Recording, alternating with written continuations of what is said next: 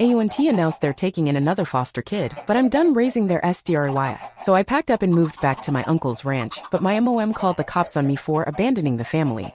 I still remember the way the morning smelled on that ranch in Montana. Sun-warmed hay, damp wood, and strong coffee in the air. I used to wake up before the rooster most days, not because I had to, but because I wanted to. That little world we had was safe, solid, like nothing bad could touch it. My name's Letitia. I'm 22 now, living in Billings, but back then, before everything shifted, I was just a little girl growing up on my aunt and uncle's horse ranch near Judith Gap. Aunt Tilly was the kind of woman who didn't need to raise her voice to be heard. She had this soft way about her, always humming old hymns while folding laundry or kneading dough. I spent hours at her side in that cozy kitchen, standing on a chair to stir soup or roll out pie crusts. She taught me how to sew patches onto jeans and fold fitted sheets, though I never really mastered that part. More than anything, she made me feel useful, important. And Uncle Red? He was a quiet man with skin like saddle leather and hands that could fix anything. He'd let me tag along while he repaired broken fences or greased the tractor, showing me how to hold a hammer the right way, how to respect the horses, how to notice things that were out of place. Pay attention, kid, he'd say. The land talks to you if you listen. And I listened. I listened to everything. I was only 5 then, but I remember feeling like I was part of something good. Not a burden. Not some extra mouth to feed. They treated me like I mattered. When I drew a picture of a horse that looked more like a dog, Tilly pinned it to the fridge and called it art. When I managed to ride without falling off, Red clapped me on the back like I'd won a rodeo. The strange part was my real mom and stepdad lived there too. They were still young. Mom had me at 18 and her boyfriend Steve was just 19 when he moved in. They weren't cruel exactly, but they were teenagers. Even when they weren't, Mom would sleep till noon, and Steve was always half drunk or loud, always in the garage with his music blasting. They'd throw parties on weekends, beer cans in the yard, cigarette smoke in the air, and strangers passed out on the couch like it was normal. Sometimes I'd walk through the house and feel like I didn't belong in that part of it. I'd tiptoe past their room to avoid waking them up. Tilly told me once, "You're not responsible for them, baby. Just be a kid." But I still felt like I had to stay quiet, stay out of the way. That part of the house never felt warm. Then one day everything changed. I was 6, sitting on the porch eating a biscuit when Mom came out with her hand resting on her stomach, and this big fake smile plastered across her face. "Guess what, Letty?" she said. "You're gonna be a big sister." Steve came stumbling out behind her, grinning like he'd won the lottery. "We're finally ready to live on our own." That was the first time I remember feeling real fear. I didn't understand all the words, but I understood enough. I was being taken away. Away from Red's calm voice and Tilly's quiet songs. Away from the horses, the fields, the steady rhythm of the ranch. I was going to be a big sister, and somehow that meant my world was ending. Tilly tried to argue, I think. She cried in the kitchen one night, her voice low and shaky. Red didn't say much, but his jaw clenched when he heard the news. I overheard bits of it. "They're not ready," Tilly whispered. "She's not a toy you can pick up and drop." But they let her go. Let me go. The day we left, Tilly gave me a suitcase with my clothes neatly folded and a little fabric rabbit she'd sewn for me. Red lifted me into the back seat of a beat-up sedan, his eyes glossy but unreadable. Neither of them said goodbye like they meant it was forever, but I think we all felt it. The car rolled down the gravel drive, past the barn, past the paddocks, past the windmill I used to watch spin. I pressed my face to the window and tried to memorize everything. The ranch got smaller and smaller until it disappeared. And just like that, my golden years were over. We moved into a tiny cabin near a logging camp about 2 hours north of Missoula. I remember the place smelled like wet pine and mildew, and the floor creaked if you so much as breathed wrong. There was one bedroom and a drafty loft where I slept on an old mattress covered in itchy wool blankets. My mom said we were starting fresh. Steve said it was temporary, but nothing about that place ever felt temporary. A few weeks later, the baby came. A boy. They named him Daniel, but that name never stuck. My mom started calling him Siren because of the way he screamed loud, constant, like a fire truck in the middle of the night. And I was the one they shoved into the role of calming him down, fetching bottles, digging through drawers for clean onesies, pacing the room while he wailed and Mom snored through it. "You're such a good little helper," she'd say the next morning while she sat at the table with her coffee, scrolling through her phone. "Siren just loves you." I didn't feel like a good little anything. I felt tired, and scared, and invisible. It got worse fast. The cabin didn't have much insulation, so we all huddled around a little propane heater during the winters. I'd warm formula bottles on the stovetop because the microwave would trip the breaker. Most days, Steve was gone working, which usually meant he'd swing by the camp, do a few hours of grunt labor, then spend the rest of the day drinking with the other guys down by the lake. Mom got pregnant again before Siren was even walking. Then again, and again. By the time I was 10, there were 6 of us crammed into that cabin. My siblings arrived like weather events, each one with their own nickname. Breaker, because he smashed anything he touched. Slobber, teething nonstop. Twister never stopped spinning in circles, Barnacle always clinging to someone's leg, and Stormy, the last one, who had a scream even worse than sirens. I started naming the months not by seasons but by symptoms. June was head lice, August was bronchitis, December was stomach flu. They all blurred together in a cycle of vomit, laundry, and noise. And through it all, I became the unofficial mom. They called me when someone needed changing, when milk spilled, when someone got a crayon stuck up their nose. I made peanut butter sandwiches while mom binge-watched soap operas. I changed diapers while Steve played Call of Duty in the living room with his headphones on. At first, when people came over, neighbors, someone from church, they'd say things like, "Wow, Letitia, you're so responsible for your age." And mom would beam like she'd won an award. "She's basically a little adult," she'd say proudly, not even noticing how my shoulders drooped. There wasn't a single day without some kind of chaos. Barnacle got into the pantry and poured sugar all over the floor. Breaker threw a rock through the cabin window because he wanted to see what would happen. Slobber bit Twister hard enough to leave a scar. Steve would sometimes glance up from his game controller and say, "Letty, take care of it, will ya?" And I did, because there was no one else. At night, when the babies were finally asleep, I'd lie awake in the loft staring at the water stains on the ceiling. I thought about the ranch, about Aunt Tilly's quiet humming and Uncle Red's deep voice. I thought about the horses in the sunrises and that feeling of being safe, of being a child. That life felt like it belonged to someone else, like maybe I had dreamed it. Because in this world, the one I had been dragged into without asking, there was no room for dreaming, only surviving. And the worst part was, I didn't even realize how wrong it all was. Not yet. By the time I hit middle school, I didn't even bother pretending I was a normal kid anymore. I stopped asking to go places because the answer was always the same. Who's gonna watch the babies? I remember one Saturday in 6th grade, my friend Shelby invited me to a birthday party at the skating rink in town. She handed me a glittery invitation at lunch and said there'd be cake and pizza and disco lights. Her mom was even going to pick me up. I held onto that card like it was a golden ticket, but when I showed it to mom, she didn't even look up from her phone. "That's the night of the campfire jam at the lake," she mumbled. "Steve and I already made plans. You'll have all the kids." "I'll only be gone a couple hours," I said. "Please?" I already told Shelby I'd come. Mom blinked slowly like I just suggested she give up oxygen. "You should be honored we trust you with so much responsibility," she said. "Do you know how many girls your age can't even be trusted to boil water?" Steve chimed in from the kitchen. "Letitia, don't be selfish. That party's not gonna pay the bills. This is real life." I didn't go to the party. I never even called Shelby to tell her why. That's how it always went. Field trip money? We don't have it. After school club? Who's gonna pick you up? Dance tryouts? Too much fuss. One by one, all the things that made school feel like an escape just disappeared. I stopped trying to join anything. I didn't have the energy anyway. I'd wake up before sunrise to get breakfast going, dress Slobber and Stormy while trying to review spelling words in my head, pack lunches, wipe noses, break up fights, then speed walk to school hoping I didn't smell like formula or pee. At school, I was the quiet girl with greasy hair and bags under her eyes. I stopped talking in class because I didn't want anyone asking questions. Teachers used to say I was bright but distracted. Eventually, they stopped noticing me at all. One afternoon, I was sitting in the back of math class when the teacher called on me for an answer. I had no idea what she was talking about. My brain just quit. I stared at the board, my heart pounding, cheeks burning. I hadn't done the homework. Again. That night, I cried quietly while scrubbing vomit out of the carpet after Barnacle ate a whole tube of bubblegum toothpaste. My hands were raw from the hot water and my knees ached from kneeling. And the worst part? Nobody noticed. Nobody ever asked me if I was tired or how school was going or if I was okay. Not mom, not Steve, not even the people who came over sometimes and saw me wrangling toddlers while they drank beer on the porch. "You're so mature for your age," they'd say. Like that was a compliment. Like I wanted to be. They didn't see that I was drowning. Sometimes I'd sit on the edge of the tub after the kids were in bed, lights off, just to have a minute of quiet. I'd pretend I was back at the ranch. I'd picture the horses swaying in the pasture, Tilly humming, Red walking through the field with his hat tilted low. That was the only place I felt human anymore. But those memories were fading. And in their place was a new reality. I wasn't a kid. I wasn't a sister. I was the unpaid nanny, the cook, the janitor, the emergency contact for people who didn't even see me.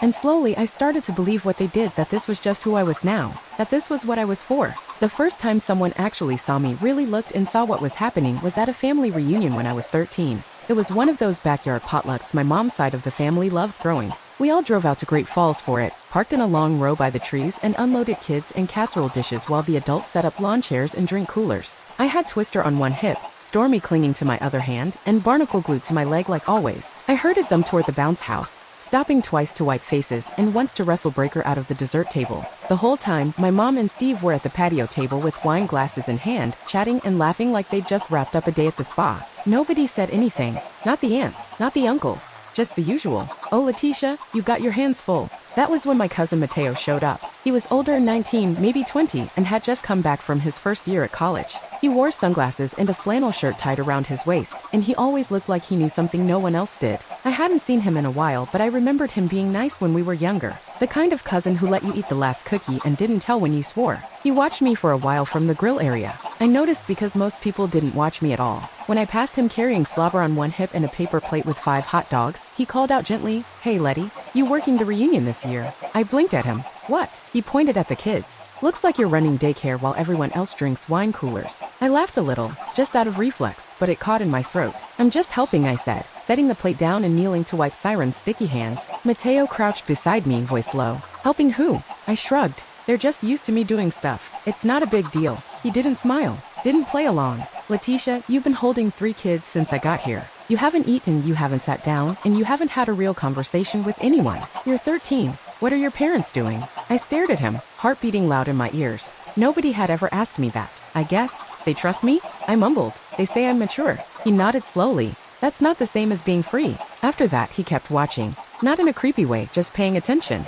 Every time I passed by with a new mess to clean or a kid on my hip, I saw his jaw tighten. During dinner, when I was spooning pasta salad onto 5 plastic plates, he stood up and walked over to my mom. "Why is Letitia doing all the work?" he asked, loud enough for a few heads to turn. She laughed, sipping her wine. "Oh, she loves it. She's so good with the little ones." Mateo didn't laugh back. A few days later, he messaged me on Facebook. Just a simple, "You okay?" I didn't answer at first. I wasn't sure how, but I started keeping a notebook hidden under my mattress. Not a diary exactly, just a beat-up spiral with a red cover, where I wrote down things that didn't make sense, things I didn't know I was allowed to feel. Why do I feel guilty when I think about leaving? If I wasn't here, who would change Stormy's diapers? Does being responsible mean giving up everything you want? What if I want something else? I wrote those questions at night while the kids snored around me. Sometimes I cried without knowing why. Sometimes I felt nothing at all. But for the first time, I was starting to understand something that had always scared me. I wasn't crazy. I wasn't selfish or dramatic. I was being used. And now, thanks to Mateo, I finally had a word for it.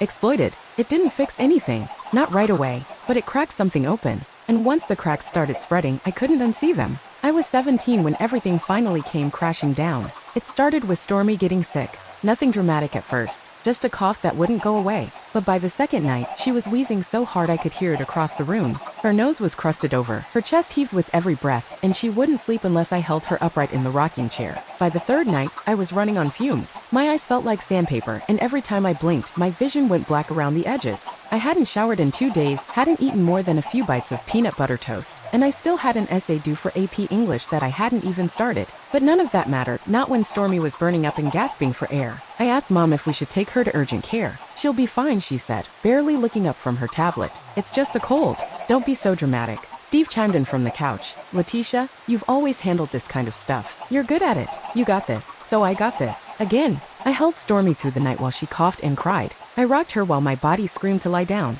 And when she finally passed out at 4 a.m., I just sat there holding her, too exhausted to even put her down. When my alarm buzzed for school, I didn't move. I couldn't. My limbs felt like they were made of cement. But it wasn't until the next afternoon, when I checked my email on the school library computer, that I realized the true cost. "You missed your final physics exam." I sat there staring at the screen, unable to breathe. That test was part of my scholarship application. Without it, everything I'd worked for, every late-night study session, every extra credit assignment, every teacher recommendation was shot to hell. I stumbled out of the library and made it home in a fog. I don't even remember walking through the door. All I know is I ended up on the floor of the nursery, curled up beside Stormy's crib, sobbing so hard I thought my ribs might crack. My whole body shook. It was the kind of crying you can't control, the kind that makes you feel like a little kid again. Like maybe if you cry hard enough someone will finally come fix everything. But no one came. Instead, I heard Steve's voice from the bedroom. "Letitia, can you shut that kid up? Some of us have to work in the morning." I sat up, my hands trembling. Something inside me snapped. I marched into their room, still wiping snot from my face. Steve was sprawled on the bed in a tank top and boxers, scrolling through his phone like it was any other night. "She's your kid, not mine." I shouted, my voice hoarse and cracking. He blinked at me like I'd lost my mind. "Excuse me, I said she's your kid." I screamed again. "I didn't make her. I didn't choose this. I've been raising your damn kids for 11 years while you sit around and pretend you're doing me a favor." The room went silent for a second, like the house was holding its breath. Then Mom stormed in from the kitchen, her eyes wide and wild. "What is going on?" "She's freaking out," Steve said, raising his voice like he wanted the neighbors to hear. "Screaming like a psycho." "I missed my physics exam," I said, still standing in the doorway. Because I was up for 3 nights straight with Stormy while you two slept through it. Mom folded her arms across her chest. You should have woken me up. I laughed an ugly, bitter sound that didn't even feel like mine. You'd have told me to handle it. Well, excuse us for trusting you with responsibility, she snapped. Most girls your age are out drinking and getting pregnant. You should be grateful you're learning how to take care of a real family. A real family? I repeated. This isn't a family. This is a trap. That was when her face changed, twisted into that cold, tight expression she always got when she didn't want to deal with something. You need to stop acting like life's supposed to be easy, Letitia. Nobody said it was fair. Grow up. And that was it. That was the moment I stopped hoping they'd ever change. I turned away from them, walked back down the hallway, and closed the nursery door behind me. Stormy was still asleep in the crib, her breath raspy but steady. I sat on the floor and stared at the peeling wallpaper. I felt like I was watching my own life from outside my body, like I'd hit the wall at full speed and couldn't even feel the pain yet. But underneath the numbness, something new was growing. It wasn't rage. It wasn't grief. It was resolve. Cold, clear, quiet. I wasn't going to live like this forever. They could yell. They could guilt me. They could pretend like I owed them something for being born. But one day soon, they were going to wake up and I was going to be gone. And they'd finally have to face the one thing they'd spent years avoiding, parenting their own damn kids. A few weeks after the meltdown, things went back to normal. At least that's what my parents wanted to believe. I still got up early to make breakfast, still packed school lunches, still wiped faces, folded laundry, and walked around the house like a ghost with a broom. Nobody brought up the physics exam. Nobody mentioned my breakdown on the nursery floor. It was like they decided to pretend it hadn't happened, and I let them. But I didn't forget. I was watching them now, not just enduring, not just surviving. Watching, listening, and one night, I heard exactly what I needed. It was close to midnight. I had just finished folding a basket of clothes, Breakers jeans, Stormy socks, Barnacles t-shirts, when I passed by the living room on my way to bed. I was quiet, my feet soft on the carpet, and I heard them before they saw me. Mom's voice floated out from the couch, casual, like she was talking about groceries. She's not gonna be able to go to college this fall, she said. Not with a newborn in the house. My body froze. Steve grunted. She'll come around. She always does. You're right, Mom said with a little laugh. She doesn't have a choice. There was a long pause, the sound of the TV playing low. Then Steve added, and honestly, it'll be easier this time. She knows what to do. We won't even have to ask. I didn't move. I didn't breathe. I just stood in the hallway, holding that empty laundry basket against my chest while the truth landed like a punch to the ribs. They weren't sorry. They weren't even conflicted. They were planning to use me. They had already decided I was staying. Decided that my future belonged to them. That I'd be the built-in babysitter forever while they played house and made more babies. I don't remember walking back to my room. I only remember reaching for my phone. I hadn't talked to Uncle Red in a long time. He and Tilly still sent cards on my birthday, even after the ranch got sold a few years back. I didn't know where they lived now, someplace closer to Billings, I thought, but I still had his number. I dialed, not thinking, just acting. He picked up on the third ring. Hello. I opened my mouth and nothing came out. My throat burned. Hello, he said again. His voice deeper now, older, but still warm. Uncle Red? My voice cracked. It's Letitia. There was a beat of silence. Letty? He said softly. You okay, sweetheart? That was it. The dam broke. I sat on the floor with my back against the bed, sobbing into the phone. I can't do it anymore, I choked out. They're trying to trap me. They're saying I can't go to college. They want me to raise another baby. I can't, Hey. His voice got firm, but gentle. You don't have to explain, okay? Just tell me where you are. They're asleep. I'm in my room. The cabin's still near the logging camp. About 20 minutes past the turnoff by Raven Creek. We'll be there within the hour, he said without hesitation. Pack what you need. Don't you worry about a damn thing. Really? My voice came out like a whisper. Really, he said. We're coming to get you right now. I hung up and stared around the room. I didn't own much, just a few clothes, some books, the old red notebook where I'd written everything I couldn't say. I shoved it all into a duffel bag, zipped it up, and sat by the window in the dark. 40 minutes later, headlights pulled into the driveway. I slipped out the front door without making a sound. When I opened the passenger door, Red was already reaching across to push it open for me. Tilly was in the back seat, wrapped in a cardigan, her eyes already wet. I climbed in and shut the door. Nobody said anything. We just sat there in the silence for a moment before Red started the engine and pulled away from the cabin. When the tires hit the gravel road, the porch light snapped on. The front door flew open. Mom appeared in the doorway, her robe flapping, hair a mess. Steve stood behind her, squinting into the dark. Where are you going? She yelled. Letitia, what the hell is this? I rolled down the window just enough for them to hear me. You're not my family, I said, my voice low but steady. You're my jailers. Steve took a step forward. You're making a big mistake, girl. I looked at them for the last time, my mother with her angry fists, Steve with his empty threats, and I realized something. I wasn't scared anymore. I rolled the window back up. Red didn't say a word. He just drove. As we pulled away, Tilly reached forward and placed a hand on my shoulder. I didn't have to look at her to know she was crying. I didn't cry though. Not then. I just looked out the window as the cabin disappeared behind the trees, and for the first time in my life, I started imagining what it might feel like to breathe.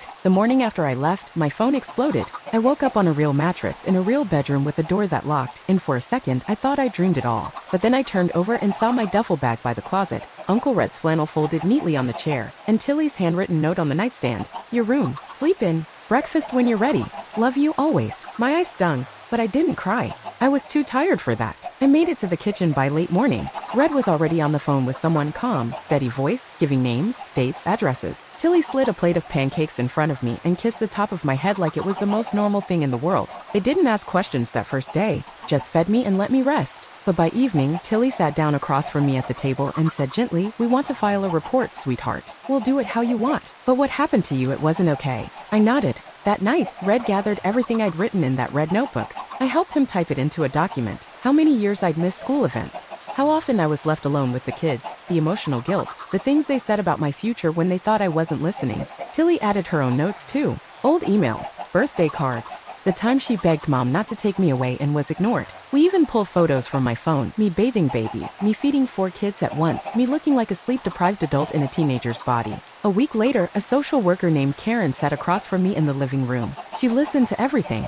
She didn't interrupt. She didn't rush. She asked if I'd be okay if she spoke with my siblings. I hesitated. Will they be punished? Karen didn't promise anything. We just want to understand what's been going on inside that house. Sometimes the truth comes easiest from the kids. Red drove her out there the next morning. 2 days later, we got the call. I've never heard toddlers talk like that, Karen said. Stormy said you were the one who took her to the bathroom. Siren said you were the one who made his cereal. Breaker said you were the boss when Mom's watching shows. Even Barnacle called you second mom. She paused. They weren't confused. They weren't coached. They were just describing their world. And their world had me in charge. Red and Tilly filed an official statement. Karen did too. Within a week, Child Protective Services issued a notice. My parents were ordered to complete mandatory parenting classes, submit to unannounced home inspections, and were barred from leaving the children unattended for more than 30 minutes without pre-approval. They weren't arrested, but for the first time, someone made them answer for what they'd done. That was when the messages started. Texts, calls, voicemails. First came the guilt. Mom, Letitia, we were just overwhelmed.